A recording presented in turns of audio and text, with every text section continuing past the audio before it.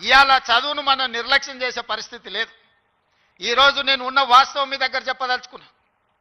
నా దగ్గర పంచడానికి భూములు లేవు. మిమ్మల్ని ధనవంతులు చేయడానికి ఖజానా ఖాళీగా ఉన్నది. ఖజానా ఒట్టిపోయి ఉన్నది. భూములేమో లేవు, పంపకాలు జరిగిపోయినాయి.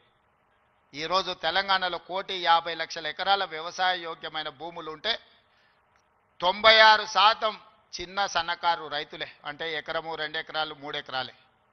ఇప్పుడు అగ్రికల్చర్ సీలింగ్ యాక్ట్ తెచ్చినా నేను గుంజుకోవడానికి గజం కాదు కదా, ఇంచు భూమి కూడా లేదు.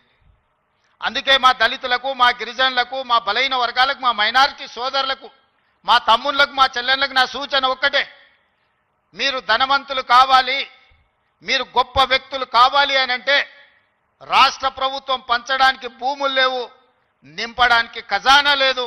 మీకు నేను ఇవ్వగలిగింది విద్య ఒక్కటే, నాణ్యమైన విద్యనే.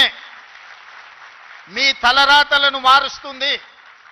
మీ తలరాతలు మారాలంటే మీరు చదువుకోవాలి. చదువు ఒక్కటే పరిష్కారం. చదువు ఒక్కటే మిమ్మల్ని గుణవంతులు చేస్తుంది, ధనవంతులను చేస్తుంది, శ్రీమంతులు చేస్తుంది.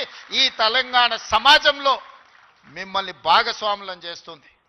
చదువుకునే వయసులో మీరు ఇతర వ్యాపకాలకు లోనైతే జీవితాంతం బాధతోని కుళ్ళి కృషించి చావాల్సిన పరిస్థితి వస్తుంది.